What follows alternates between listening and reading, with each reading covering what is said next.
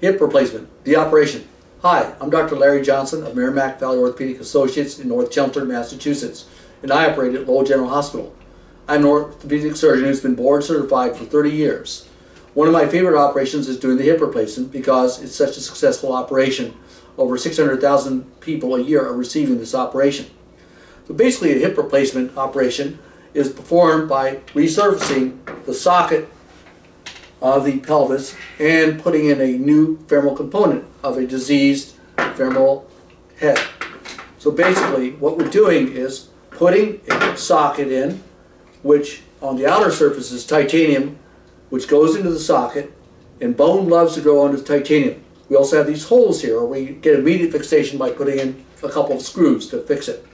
Then in the liner of the socket we have high density polyethylene or ceramic sometimes in order to resurface the hip. Into that goes a femoral head, which is nice and round, perfectly round like your hip should be, but usually isn't by the time you need the hip operation, and that rotates in here. This is affixed, that is secured to the femoral component, which goes into the thigh bone, the femur. We have a lot of different sizes of people, so we use a different size of prosthesis, the right one for you.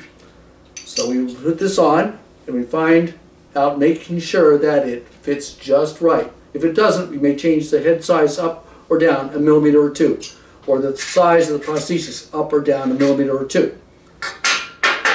Once we get this all together, we check for the stability of the hip to make sure it's not popping out or dislocating. If that's the case, sometimes we lengthen the neck a little bit. Post-operatively, we use hip precautions so the patient does not dislocate their hip. We also give antibiotics to prevent infection, as well as aspirin or other blood thinners to help prevent infection. The hip replacement operation is a wonderful operation for people suffering from severe hip pain due to arthritis, avascular necrosis, or post-traumatic arthritis or other conditions.